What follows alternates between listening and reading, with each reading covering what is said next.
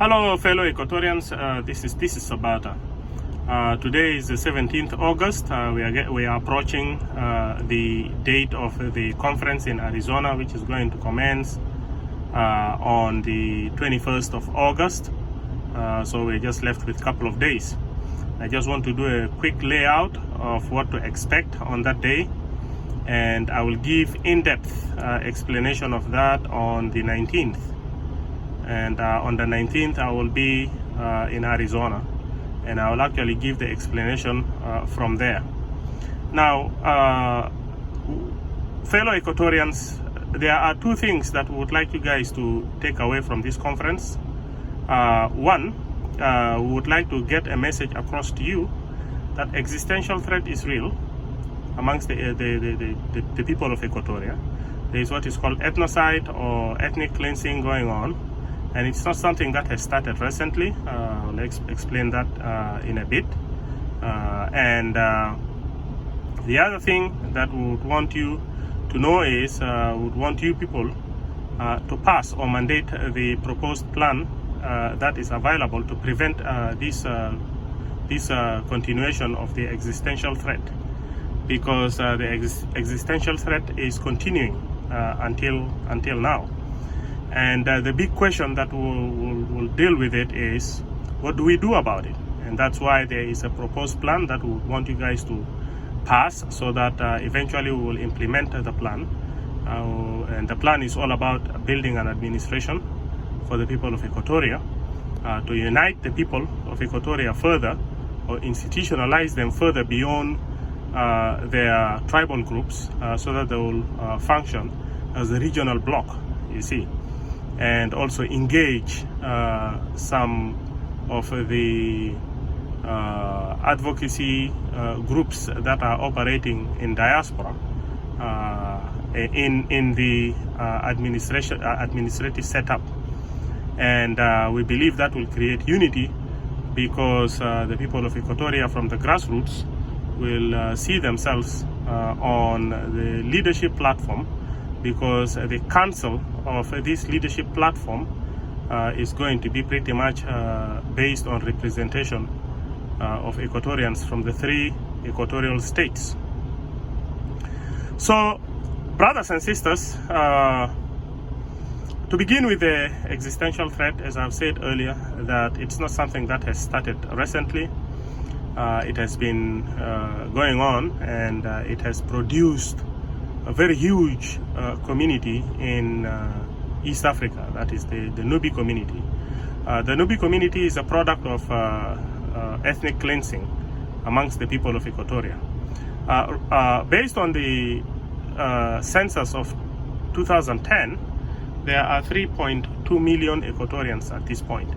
And when you put the Nubi population, the one in Uganda and in Kenya, when you put them together, they should constitute about 1-point-something million. That's just roughly, all right?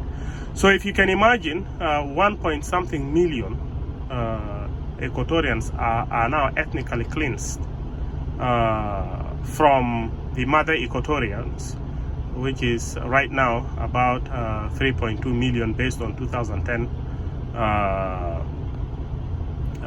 census.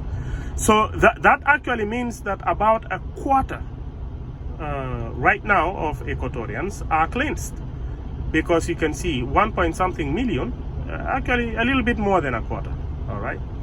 So how did that happen? It happened gradually, and Equatorians have not been taking note of that, all right? And right now, cleansing is going on, ethnocide is going on in Equatoria, and for some reasons, until today, it looks like Equatorians are not even focused, are not even talking about it. It doesn't seem to me that Equatorians are realizing it, you see. The ones that ended up getting cleansed and produced what's called the Nubi community started since long time ago, when this guy called John Henning Speak mobilized Equatorians from Kondokoro and took them on a voyage as an expedition because he wanted to discover the source of the Nile. And from there, he ended up leaving a good number of these Equatorians in Uganda and returned to England. The same thing with, and that was in 1850s, around 1855 to 1859. And also Samuel Baker around, I think, 1861 or 1862, mobilized an expedition and also did the same thing. Took a huge number of Equatorians, went with them to Uganda and did the same thing. Left a good number there and returned with only a handful, very few, you see, and from there proceeded. No, sorry, he didn't proceed. He actually died somewhere in African continent there, and I think was buried there. But that's not the issue right now here. So basically, this good amount of Equatorians who have actually been taken on these voyage expeditions ended up creating the communities in Uganda and Kenya, because those ones that were left in Uganda, some of them actually tried to come back to their motherland and ended up taking a wrong direction and ended up in Kenya. So today they constitute a huge number of community of Nubi in Kenya. If you interact with these guys, they basically speak the Juba Arabic as a language, and the thing is they understand their history very well. If they know that you are coming from South Sudan, you are an Equatorian, they will always say, oh, this is an original one from the motherland, because they know that they are also from there. You see, the good news is they know where their origin is. You see, they still care about that. But do we care, we the Equatorians who are here in South Sudan? Do we recognize that those are actually a product of ethnocide, a result of extinction from the Equatoria? See, it left a very huge gap amongst us, we the Equatorians. Right now we are 3.2 million, but those guys right now, together, when you put the amounts in Uganda and Kenya, they would constitute about 1 million and something. You see, that's a little bit more than a quarter of our population right now, we the Equatorians. So with respect to ethnic cleansing, it has been happening since. This is not something that has barely started.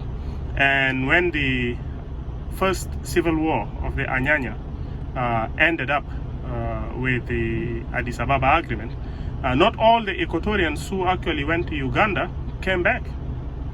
Some ended up, or some remained in Uganda. And when the second civil war of the SPLM also ended in 2011, and the country came to exist, the Equatorians who have decided to come back and hoped to establish home in the equatorial area, thinking that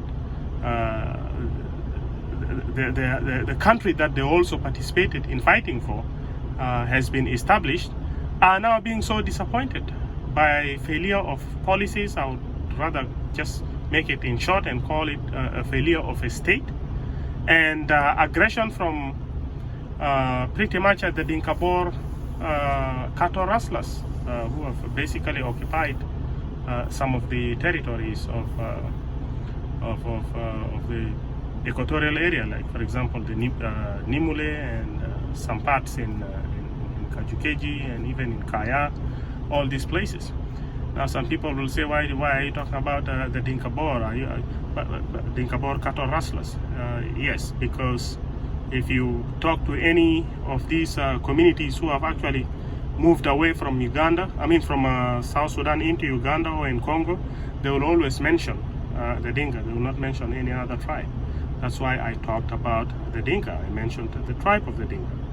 And I did mention also that it's the Dinkabor cattle rustlers. Now, unless you are a cattle rustler from Dinkabor, then you'll have an issue with that. I know some people want to sound politically correct, but at a point, a spade should be called a spade. So, basically, fellow Equatorians, what is called extinction amongst the equatorial people has been happening all this time, and until today it has been happening. And there are a huge number of Equatorians right now in the northern part of Uganda. Actually, the first speaker is going to be speaking in depth about that. All right, the first speaker has information from the United Nations.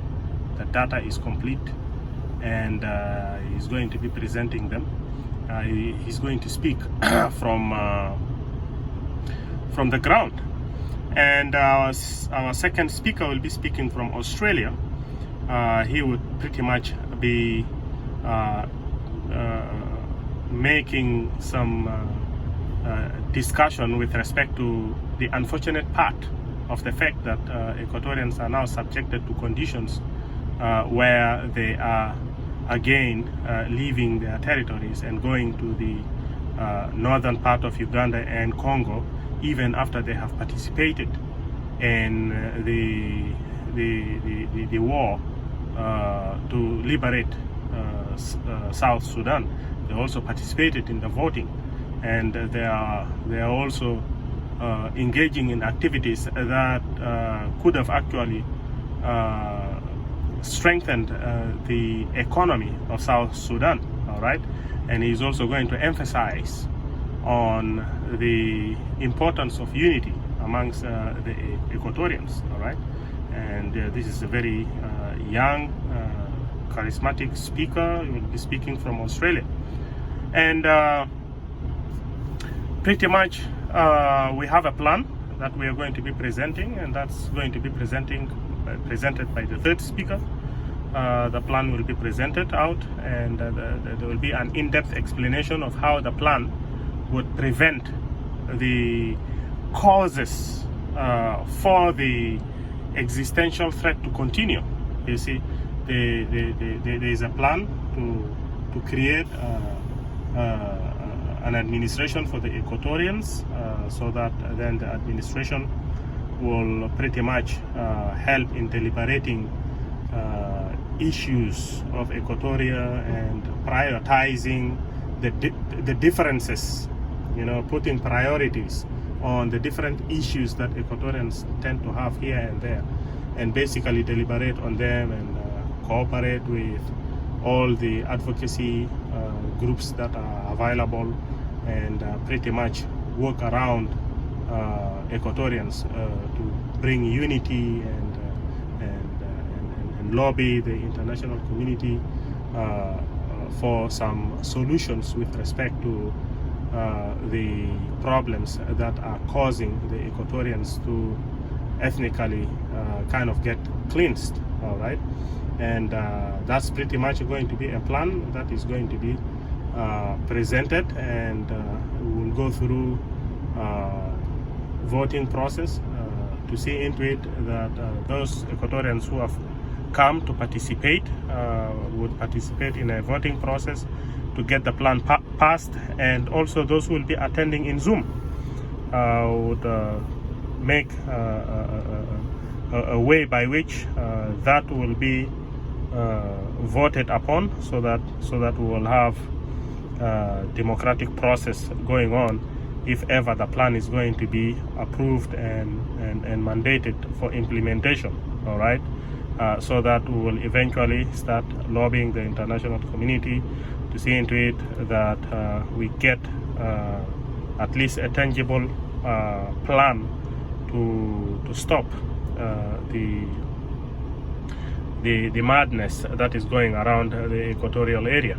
And also not to forget to tell you guys that it's very important to have this administration, because in the event nothing is working out and Equatorians feel like they have decided they want to opt out, the administration is very important because it completes the requirement for statehood. All right, Equatorians shouldn't even think of rights for self-determination practices if they do not have a form of administration that operates akin or similar in character to what is called a state. All right, so this is just pretty much a very quick layout of the plan, and I will come again on the 19th to give you guys an in-depth explanation. All right, and I will be doing it live so that if there are some questions, you people will be able to ask those questions. All right, and pretty much thank you. And how do you say this? Shukran. Right? God bless you.